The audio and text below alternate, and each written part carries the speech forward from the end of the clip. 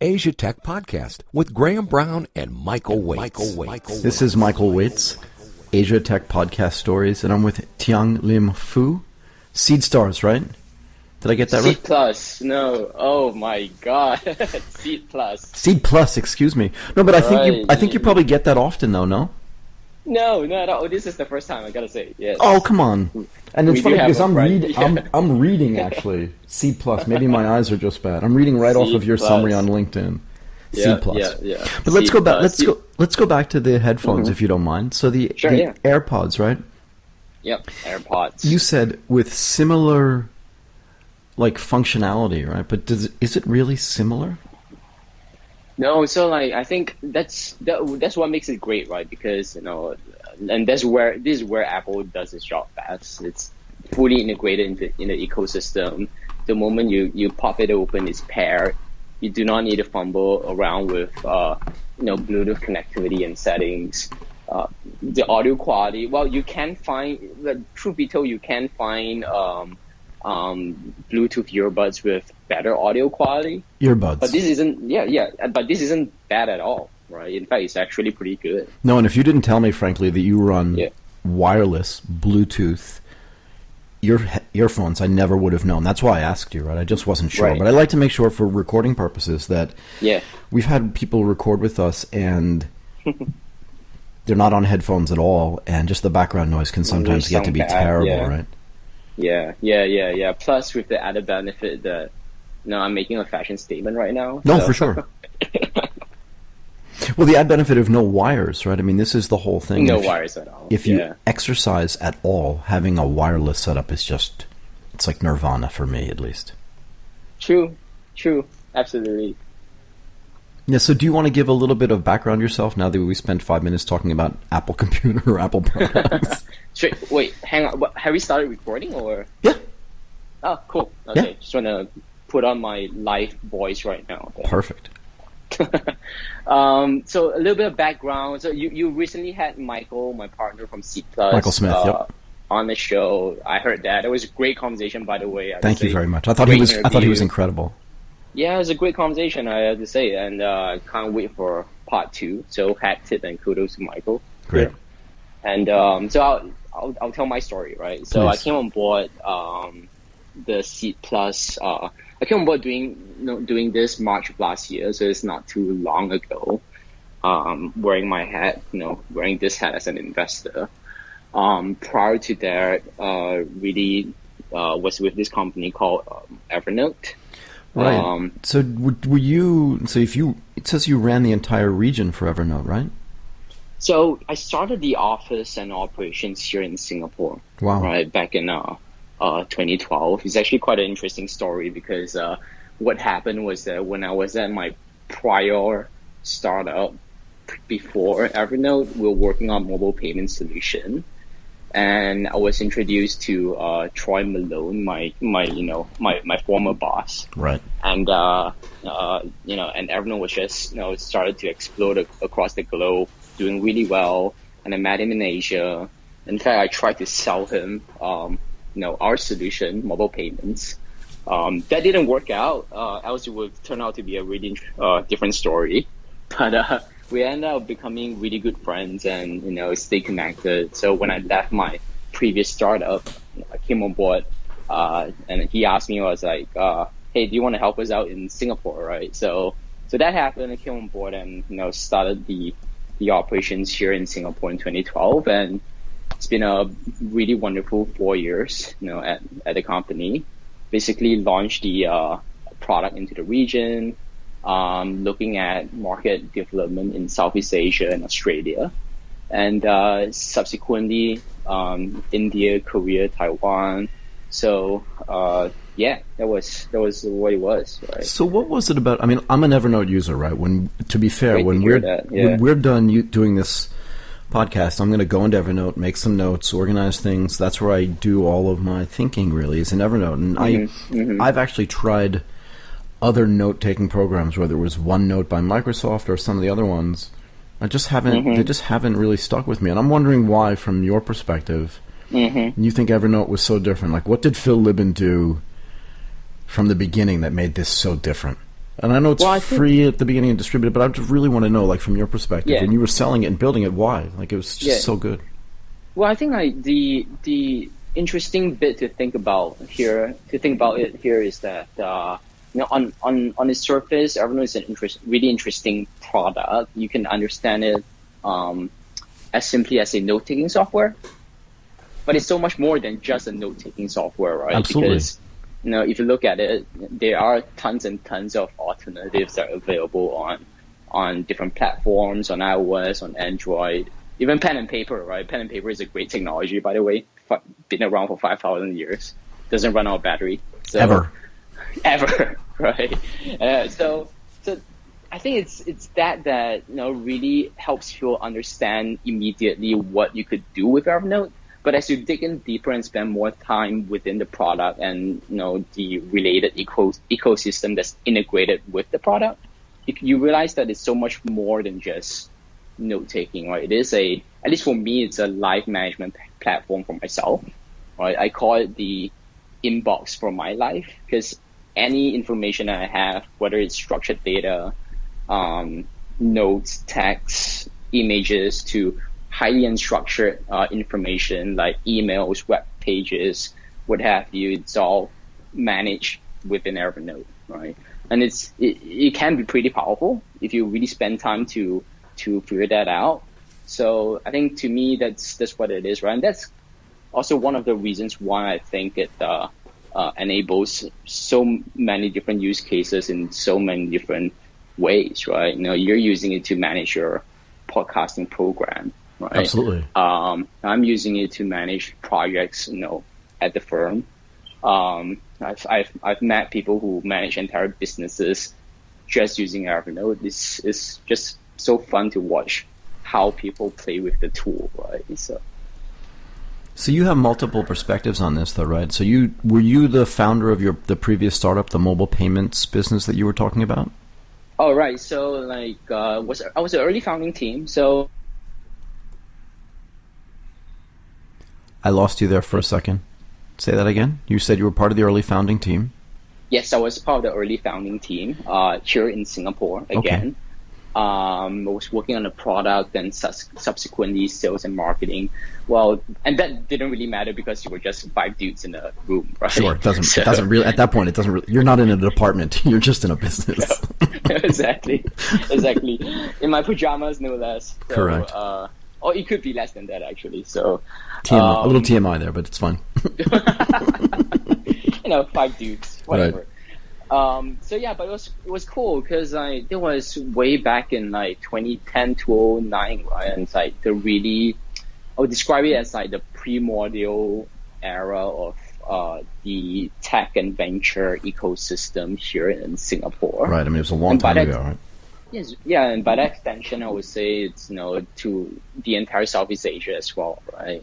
So just 5 of us in the college campus, and subsequently we raised some funding. We did a Series A round with Singtel Innovate and a couple other VCs, and moved out to a proper office, wearing pants this time, and grew the team at one point to about 20 people.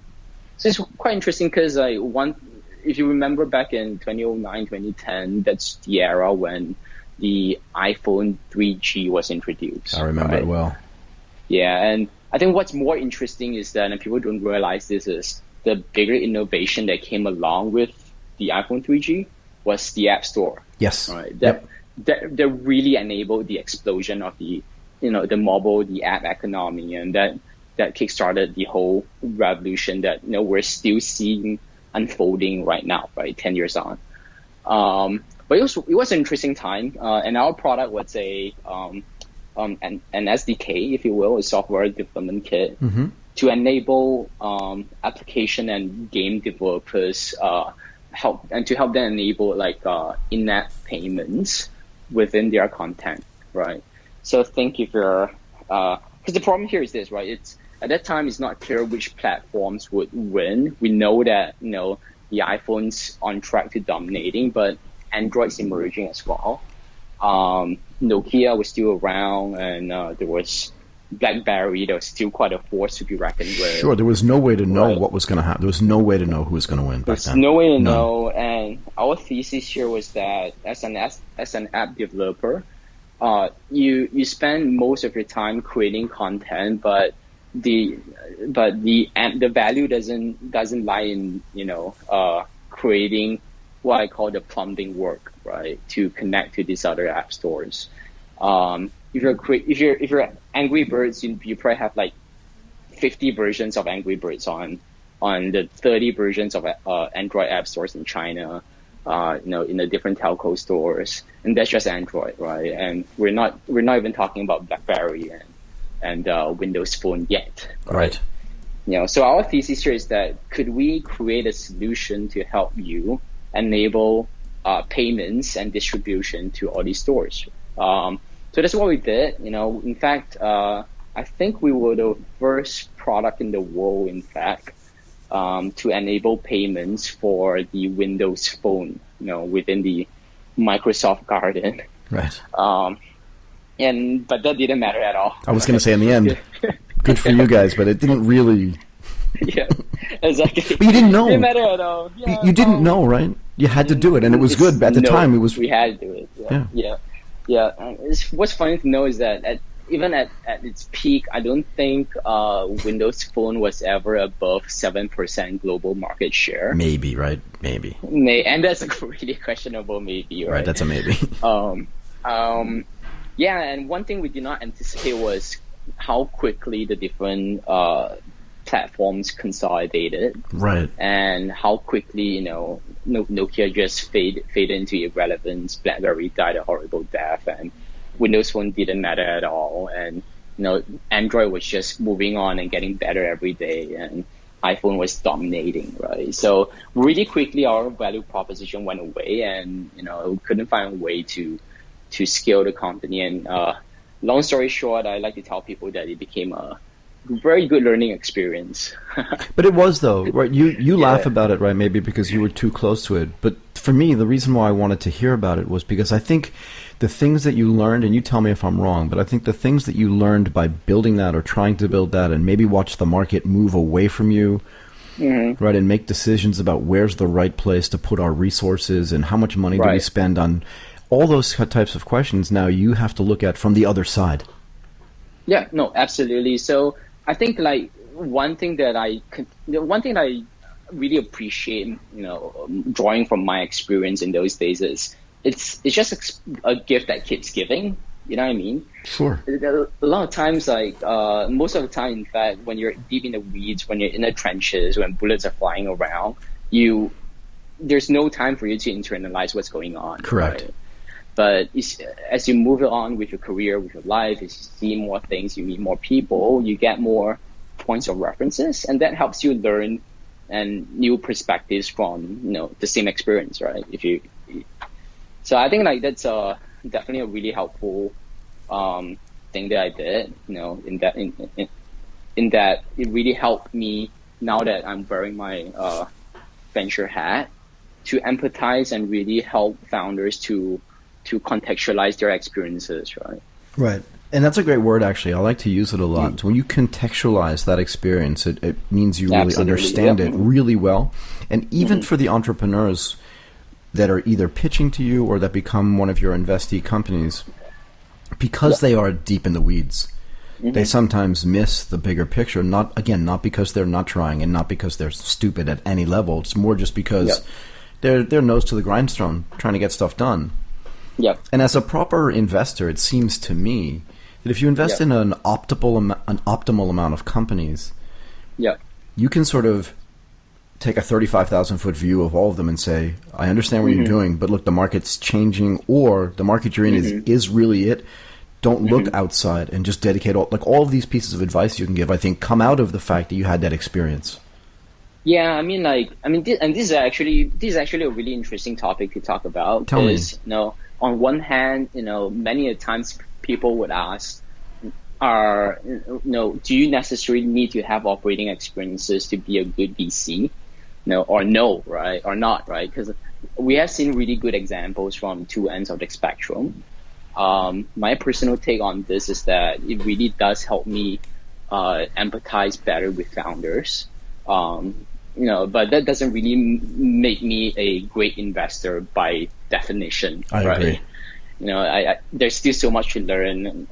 We're just day one on our journey right now. So, even though yes, we do there are some prior experiences that we could draw from, but there's just so much more to learn, right? Right. I mean, so the point that I try to make across the spectrum is, if you've operated in a business, whether you've succeeded or failed, right, the concept that you really should get out of it is, there are a lot of things that I know, but the spectrum of things that I don't know is much, much wider.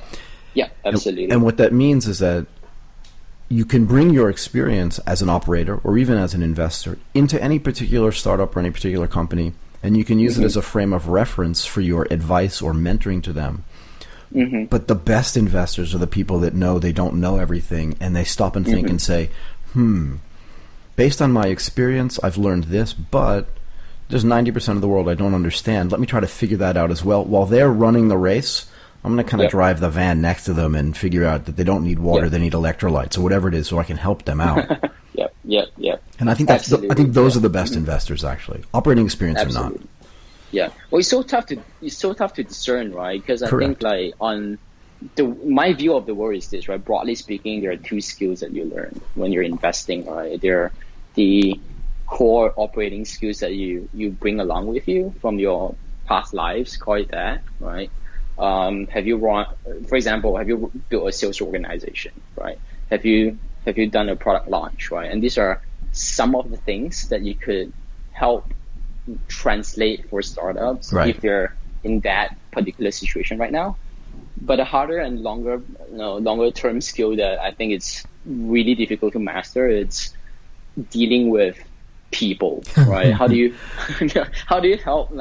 help coach founders in being better founders and leaders? How do you help help them deal with the myriad of people problems, I like to call it that, right, within the organization? How do you manage a board, right? And that's the ongoing art that you continue to learn. And for those skills, it doesn't matter if you have prior operating experience or not. It's a work in progress constantly, right? So do you want to can you give me a couple of examples? I'm really curious about this, and I agree with you, actually. The skills that are around launching a sales organization and managing that are relatively well known. They change from company to company, but the overall concepts are relatively well known. Yep. Okay, and they're relatively. I like to use that word because nothing is absolutely simple or hard, right? Sure, of course, yeah. But people skills are really difficult to teach and understand because you bring the sum total sort of your life's psychological journey into every relationship. Yep. So how do you coach that? And then I really want to understand what you think makes up a good board of directors, because to me that's something so specific that people can understand, and I'm really curious, actually. Right, and again, the disclaimer here is that I'm still so new at it. Sure. But no. So, but look, I agree. But the idea is, again, you have an opinion that you've formed over, a few years of experience. I'm just curious what you think. It's, there's no test at the end of this, right? Right. But the idea is, I want to understand what other people think. It helps me shape what I think. Right. In fact, I think one really good, another podcast I was listening to. Tell me. I think it was Carol Schreischer's podcast. She was interviewing, I forgot the name of the two gentlemen, but they had a book called Built to Quit. It's basically a dissection around the 4 archetypes of, founder psyche, right? And they are, generally speaking, I'm breaking it down here, the driver, right? And one prime example of a driver type will be Steve Jobs, Travis Kalanick, right? There's the captain, right? Captains like to build teams, right? That's the primary driver and motivation of a captain type founder and entrepreneur. There's also the called the evangelist, right? The people who are really mission driven founders. And last but not least, I think it's I forgot a label now, but basically it's someone that's really driven by the sense of I want to get things organized, right? These are system builders. Right, system. Right? So the book, just to be clear, the book you're talking about is Built for Growth, right? And this is the book that was written by Chris Keene and John Danner. That's right. Right, and they were interviewed by Kara Swisher on Recode Decode, which I find to be very informative, actually. But I wanted to make sure that we reference it properly because you brought up a really good source, actually, of information. And sorry, keep going with these 4 types because I listened to that as well, and I thought it was fascinating, actually. It was super fascinating because it helped me put a label on a lot of the different personalities that you come across during your investing career. Right. And that also helps inform how you would respond to certain personalities as well. Right. Generally speaking, I can't. My view of the world is that I don't think there's a right type of personality to be a great founder. Agreed. Completely. The key here is really to build a great team, right? That's supporting that founder around him or her.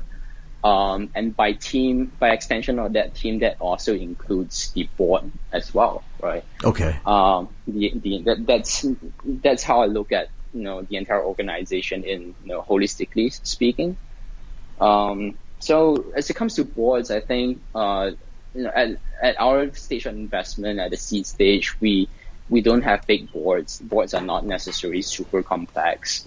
3 people, 5 people, what do you think? Three people, it's more than enough most of the time. 2 founders and 1 external investor. Right. 5 people, it's complex most of the time. It starts getting really complex at this stage, right? To have 5 people, and even just to find 5 people is hard. Yeah, absolutely. And I think one thing that founders would tend to get sucked into is half the time you're running the company. Yeah, the other half of the time you're managing your board. Right. Again, it's more people introduced into the mix, right? That are hard to manage. People problems, right? And you kind of want to, optimize for not having to deal with that yet. Delay it as far out as you can. But that said, I do think that if you're conscious and smart about building your board, there are immense value that you could derive from just having a panel to go to whenever you want to check in on certain questions, or having an advisory sound, or within the room. I think that's super helpful. One thing that I think founders don't do enough here in Asia is beyond just having an informal board, right, and really getting good at reaching out and maintaining relationships with mentors. Right. So this is that was going to be my next question, actually, if you don't mind. Yeah. If you don't mind me interrupting, and that is, I've said this before, right? But I mentor a lot of companies. I've invested in a bunch of companies. I don't necessarily always ask to sit on the board of directors. But what I do like to do is sit on an advisory board. And sometimes I like to manage the advisory board because I think it's important to have people that are deeply interested in your company, but that don't get to necessarily vote on things, so that when they give you advice, it's completely unbiased. Yes, absolutely. And we kind of talk about this a little bit prior to, or just earlier, right? Because sometimes when you're so involved and deep in the trenches, correct, it'll be really helpful for you to have some, voice that's unbiased, that's neutral, that's looking at things from a less emotional perspective, and that's always helpful. Right. So now, but one thing I think that, again, this is where I think founders, especially here in Asia, has a lot more to learn. It's how do you engage your network of mentors, and this doesn't necessarily have to be a formal board, right? As you pointed out, right. But really getting good at maintaining that relationship, engaging with mentors, and just build that personal support network. So. And how do you find those people? In other words, if you're a company founder, you don't want to spend a lot of time going out necessarily and trying to find those people. Do you help them do that as well? Yeah, we do. I mean, I see it as my personal mission, if you will, to really help. If there are some, I mean, one way to think about this is that if there are certain areas where I don't feel like I have deep enough experiences to help the founder, my value add here then is how do I help connect the founder to someone that they would trust, right? and to help provide perspectives and experiences to advise the founder. It's definitely one of the things that we do as investors to try to help and add value. It's funny because I think a lot of times when people ask me a question like, oh, so how do you look for a mentor? The funny thing is that most people that I perceive as mentors, they don't know that they are mentors to me. Right, exactly. You don't sit down and tell them, thank you, Lisa, I'm really happy you're mentoring me. That conversation rarely happens, yeah? Absolutely, right? So I think a lot of times it's just like, you want to be a person, right? You want to be a person. You want to form genuine, authentic relationships with people that you respect. Correct. And that goes both ways, right? And, that doesn't necessarily mean that you have to formalize a mentor-mentee relationship. But, that does mean that you need to build you need to get great at building relationships, right? And frankly, I think that's a hallmark for a great entrepreneur, right? You need to be able to engage your stakeholders within your industry, within your business, and form those relationships. Because the number one, I think the core skill a founder should have is to be able to sell and communicate your idea, and maintain and form great relationships, right? Because that's what build great enterprises. Right. I mean, because in the end, the people that are buying your products are other people. The people that are using your products are actually other people. And even if it's machine learning, in the end, all that data is going to get sold to a human or somebody who needs to be able to make decisions to use it. And if you don't have great relationships or can't build great relationships with people, they'll just go to somebody else. Yeah, absolutely. Absolutely. And it's such a human business, right? I think there's a lot of talk around how do you the coming of AI, how do you retrain and rescale? Will we be disrupted and become obsolete? I think to some degree, yes. We kind of need to rethink how business is done, whether it's venture or startups or what have you. But at the end of the day, it's also such a human driven thing, right? You really have to be able to understand and empathize with another human being. Form those connections. And that's something that you can't just automate away, I don't think. Right. I mean, I spend a lot of time talking to not just founders and entrepreneurs, but also to end users about what the impact of artificial intelligence and machine learning is going to be on their businesses. And I have my own view on how that's going to look. I'm curious what you think that's going to look like in 5-10 years. I mean, it's hard to put a time frame on it, right? Because I think it's already happening to a certain extent. It is, yeah. But I can make equivalencies to what happened in the trading markets. So I think I have an idea, but I'm curious what you think. How do you think that's going to affect enterprises and humans that work inside them when artificial intelligence really becomes prevalent or ubiquitous? Right. So here's my view, right? I think one example that I really, really like is when this electronic spreadsheet was invented, right? If you read back to news clippings around, I think it was the 60s, 70s, right? All this talk around accountants will lose their jobs en masse, will be replaced by machines, but that didn't really happen. If you really think about it, each accountant became more efficient, right? Correct. As a result of that. Correct. Ultimately, I don't think, and this one way we thought about it at Evernote, actually. When we talk about AI, we don't necessarily see that as artificial intelligence. We saw that as augmented intelligence. Yeah, right? Human enhancement really is the way I like to call it. But yeah, right, fair enough. Yeah, right, exactly. So at its core, AI is just machine learning. These are tools. These are technology that could help you do your job better.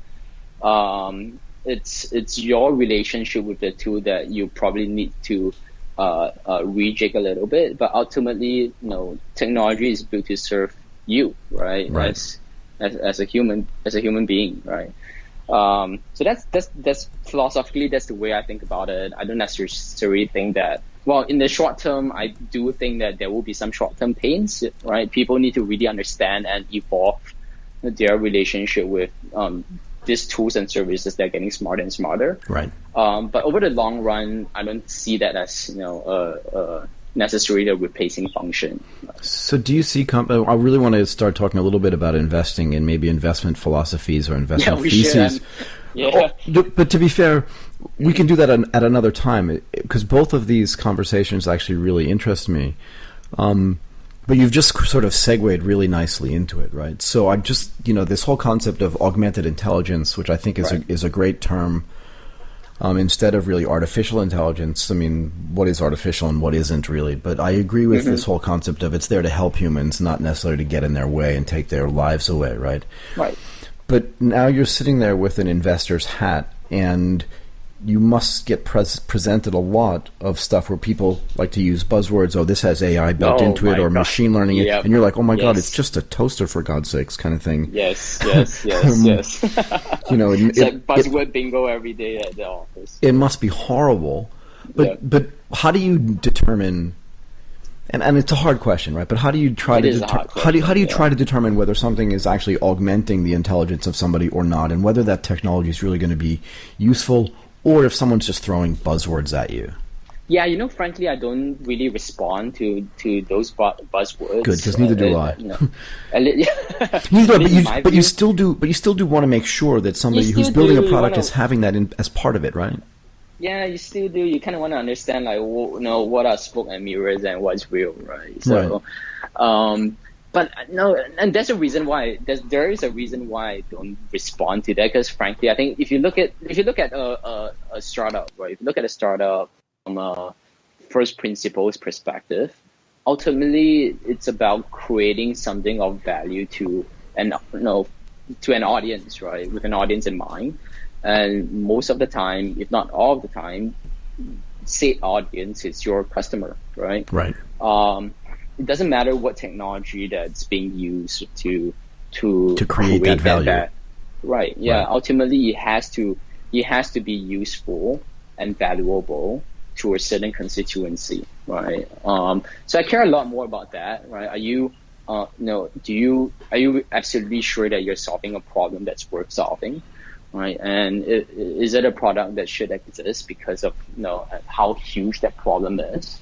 And do you understand your customers deeply? Do you care about your customers deeply? Right. That's all. That's something that they'll rather index more heavily on, rather than what cool new shiny framework or APIs or like technologies that you're using. Right. Fair enough. But then what's the thesis, right? So you're in a seed stage fund. You've got a great partner, but you've also got great external partners as well, right? Which Michael mentioned a little bit when we spoke last week, the week before, I can't remember.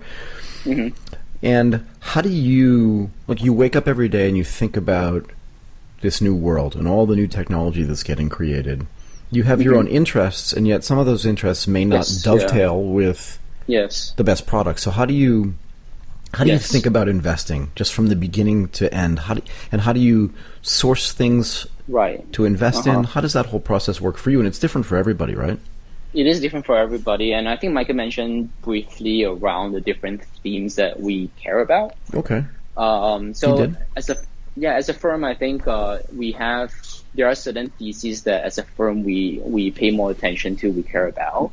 That revolves around 5 core teams: marketplaces, automation. I wouldn't go deep into weeds into all of them. No. But one great point that you mentioned here is that each of us, we do have different interests, right? And I would add to that different professional background and experiences, to leverage as well.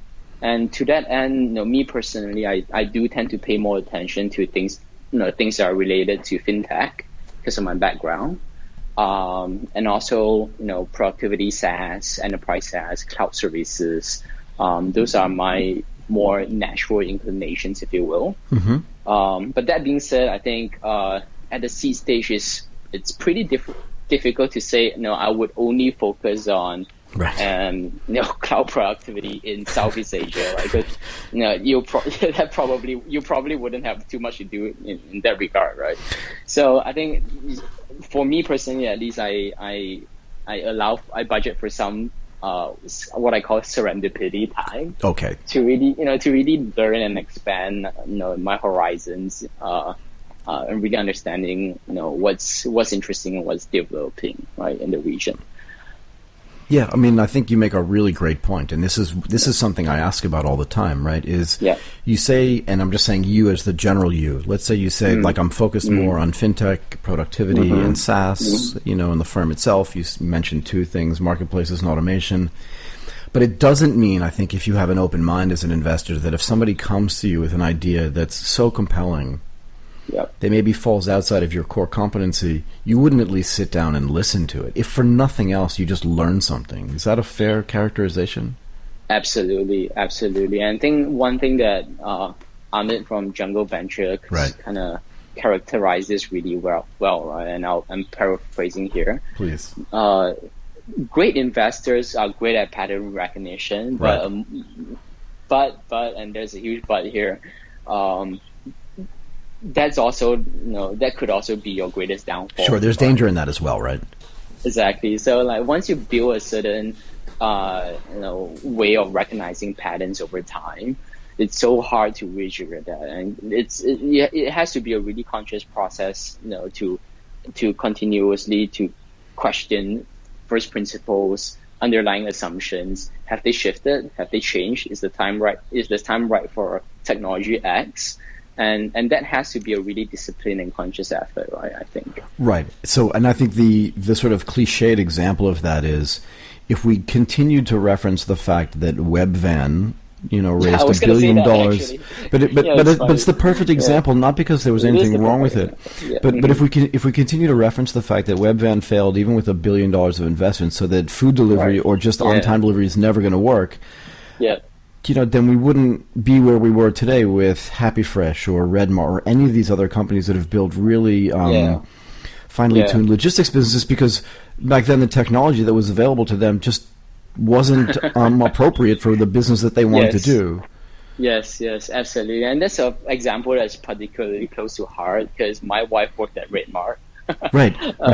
She was the one of the first marketing hires at Redmart, and now she's with Amazon in Singapore. Right. So, okay. Fair enough. That's a really, really interesting example. That's particularly close to heart, right? Because like through her lens, I really saw that some of these big fundamental pieces are suddenly true, right? Not necessarily true 10 years ago, 20 years ago, but they are true now, right? And that has really what enabled the entire model to work, right? Right. That's not. It's not saying that we will see this being a successful venture yet. I don't think Redmart's out of the woods yet, but you can see it as a path towards that right now. So. Look, I have my own opinion about Redmart as a business sure. as well, but we don't need to get into that. But I wanted to sort of touch on one other thing that you said, and then just continue to talk about the way you view the investment landscape, because I think there are some interesting things happening outside of individual companies and maybe more macro. But one of my favorite investors when I was in the public markets once said to me, his opinion was this, that the greatest investors are able to anticipate the anticipations of others. Right. It's again, and it's like what you said. It's not always true that that merely recognizing a pattern means that pattern is going to continue. But the ability to see the pattern is where the power is. You may not like it. Yep. Right. You may see a pattern where everybody's investing in the wrong company. That's also pattern recognition. But the fact that you're thinking about it, I think, is really important. Absolutely, and actually, I think really that's one of the more. If you ask me, I think that's one of the, and this might be controversial, I think that's actually one of the easiest things to do when you're starting out as a new investor. Is what? To recognize patterns, right? Recognize, I'm not saying that that's easy, it's incredibly difficult. It's just, to me, one of the lowest hanging fruits that you could immediately start working on. I think at the very minimum, what's harder than that is really zooming down to a particular company, a particular deal, a particular team, and how do you put all those bits and pieces together to make sure that it's a successful investment, rather than not, right? Now, I take an example. For example, it's a foregone conclusion that machine learning is going to change the world, I think, right? But how do you, within this context, look for a team with the relevant background, with the right founder dynamics, and your ability to help and add value through the entire journey of the company. Right. Because this is real business building we're talking about here, right? And I think that's probably the harder part than really understanding and making a bet on a trend or a pattern, right? If, you know what I mean? Yeah, absolutely. I mean, look, like you said, it's a foregone conclusion that machine learning is going to change the way businesses interact with other businesses, but also with individuals. Full stop. That's a given. Right. But just because I come to you as a company and say, we're going to use machine learning to do X, whatever X is, I may not have any of the qualifications. I may not even have the team dynamics internally, whether it's the CEO, the CTO, the CMO, or the head of sales, to understand that. Yes. Yeah. It's incredibly tough. So what? Right? Yeah, exactly. It's incredibly tough, right? If you look at any of the greats of the past few decades, Google, Facebook, right? Hopefully Airbnb and Uber right now, right? There's no such thing as too big to fail. No way. At any point, your path to greatness is fraught with pitfalls and potholes, right? And there's so many different reasons that you could have died, Yeah, I mean, look, it happened in the retail space for years in the United States. If I had told you in the mid '80s that Kmart was going to go away, you would have laughed at me. But they'd already beaten Sears, and they'd already beaten some of the other sort of mid-level retailers. And if I told you that Walmart, which was sort of like a cheap knockoff, crappy store, started in Arkansas, was going to like take over the retail space in the United States, you would have laughed at me again. But you're right. Your today's success is no guarantee of tomorrow's success, and that's true, as you said, even for a company like Uber. And this is why Jeff Bezos, who's taken so much flack over the years for not generating a profit, he's generated tons of profit, but he's decided to take that profit and build it into a much bigger machine. Oh, yeah. Because he is scared every day of becoming irrelevant, right? So yeah, I'd rather look at it as in its totality, investing and business building, rather than simply I'm making a bet, right? Of course, it's an intelligent bet, but you want to be part of, and I think frankly that's where our investment philosophy is a derivation of that, right? We want to be really operational informed VCs. We were operators from before. We think we know a thing or two about building products and businesses. Right. Of course, we're investing. There are trends that we bet on, but more important than that, we are building businesses here, right? So. Right. I mean, I wanted to actually move from that conversation to macro, but you brought up a micro question for me, if you don't mind me asking. Sure. Yeah. Right. So you did comment on the team, the management team, and the founding team. And I do think it's a real differentiating factor. Two teams come to you with the same idea and maybe even the same skill level. How do you determine, what are you thinking about? What are you trying to find out when you're talking to those teams? And how, and again, every situation is different, I know that, but just in general, how do you try to decide, like, how do you make a decision or which one to choose? It's hard. It's incredibly difficult, right? I think for one, really, I tend to look at it on two levels. Okay.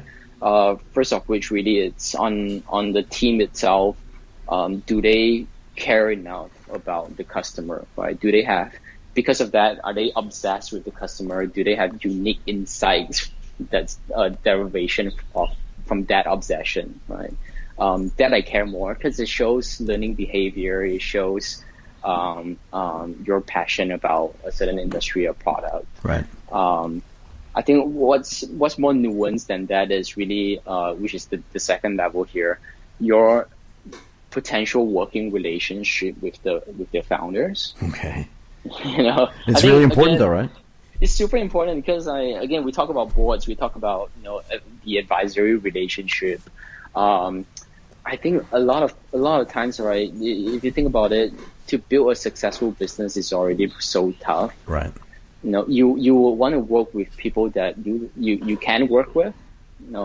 You will want to work with people that are capable. And it's for the long haul, right? So if your principles are unaligned, if your values aren't aligned, if there's not a constructive working relationship, it's like it will be pretty tough. Right. I mean, I think if you have a combative, and combative may be too strong a word, but I think if you're in the situation where you're trying to make an investment decision and there's too much tension or too combative relationship, that's never going to get better. Yep. Well, again, it's not saying that you shouldn't challenge each other. Of course. I actually think that's a positive thing. No, challenging each other is fine. And I chose the word combative actually on purpose. Right. In other words, I'm just fighting against you. Right. I'm not fighting with you. Two completely different things, right? Absolutely. Right. I think all of that goes back fundamentally to are you able to build a relationship that's based on trust? Because once the foundation of having a trusting relationship is there, you could have there will be challenging times, there will be trying times, you would have difficult periods, but as long as you have a trusting relationship, you can move past those, right? But again, right, it's so much of an art. It's a people's business. There's just so much to watch and learn still. So. Yeah, I mean, I guess one of the key things that I'm getting out of this whole conversation is that one of the things you focus on quite a bit is those people skills and the leadership skills of the teams. Very important. Yeah. But also you used a word which I really like, genuine, right? Building a genuine relationship with people. And that, I think, cuts across the entire spectrum of people with whom a founder and a stakeholder is going to have to deal with, right? So it's not just your team members, not just your employees, not just your investors, and not just your clients. It's all of them. Right. Because unless those relationships are genuine, they're going to break down. And as soon as they start to break down, like you said, even your most successful companies, their path to that success and their path during that success is just fraught with danger. And the only thing that's going to help you, guaranteed to help you, is those genuine relationships that you had. If people want you to succeed, your chances of success are higher. They're not guaranteed, but they're just so much higher.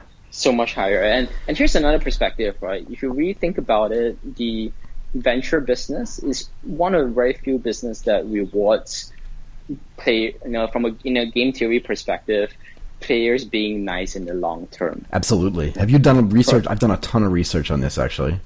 Oh, really? Okay. So what my perspective here is that it's an iterative game, right? It's an iterative game, which means that there's no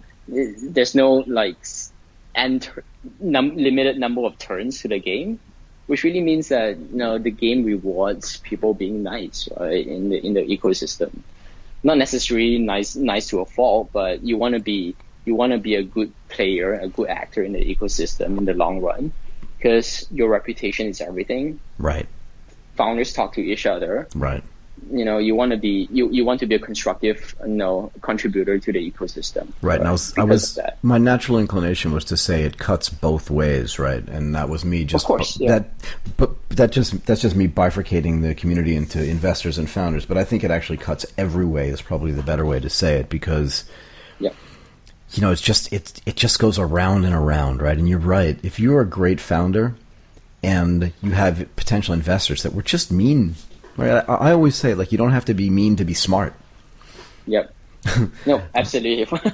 Of course, yeah. No, you say of course, but there are plenty of people who feel like their innate intelligence gives them the right to be dismissive and mean, and I feel like, we're not so stupid over here either, and I don't think you consider yourself dumb, but you're nice. And what you said actually was really interesting.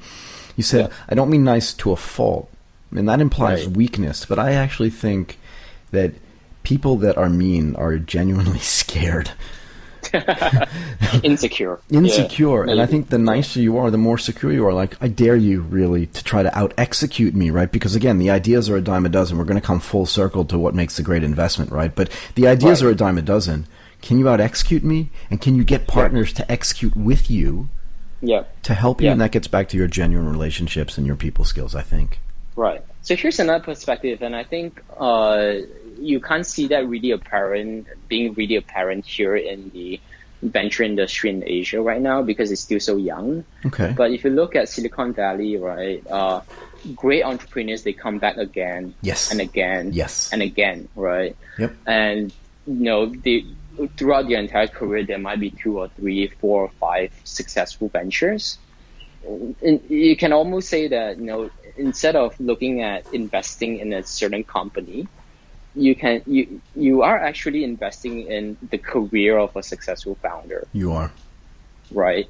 So that, to me, I think that's super important, right? Because if that's the case, you want to invest in the career of a great founder. They might fail the first time around, even the second time around, but the third time, the fourth time, if they do come back, you know that you'll be successful, right? Yeah, I mean, look, Elon Musk is the perfect example of this. But all of these Absolutely. people that have started, that once they figure out how to succeed, they just need to find the right platform for their next level of success if they want to. You know for sure that if Bezos said, I'm leaving Amazon, I'm going to go start something else, raising investment capital would be stupid. Yeah, absolutely. Yeah. Right. I mean, he's a bad example, frankly, because he's never leaving. But the idea that... Nor does he need to fundraise, by the way. Well, so. Fair enough. But you understand the point. And the point is that, as you mentioned, right, and as you brought up really nicely, is that you're really investing in that team of people or in those people who are just going to continuously succeed. Yes. Yeah. And I find that especially crucial to start doing that now because... trying to go back from a more macro perspective, right? The venture community and ecosystem in Asia is still rather young. Very, very young. It's nascent, right? It is nascent, right? And especially so in the VC industry. Correct. You start seeing like second-time entrepreneurs are coming back, but you will also I bet you will also start seeing like the digital marketing people from Lazada, for instance, right, starting companies, or Correct. like the first product manager from let's say 99.co, right, starting companies, right. So I think that would happen really relatively quickly. That's why I think it's especially important to do that now, right. Yeah, I agree. And look, I think this is, if you don't mind, I wanted to get into a longer conversation actually about macro, but that is much more than, but it's more than like a 5-minute conversation, and I don't want to restrict it. So what I will say is this: why don't we end now? Part 2? Yeah, why don't we end now? And let's think about how to talk about the next time we discuss, macro investing trends, and not just trends, but just your view on macro and how that impacts what you do, because a lot of things changing right now at the macro level, right? The micro level, we talked a little bit about, right? Companies, sectors, but the macro level, I think, is really interesting. But if we start that now, we could talk for another hour, and we've already done that a little bit. So I'd like to just thank you.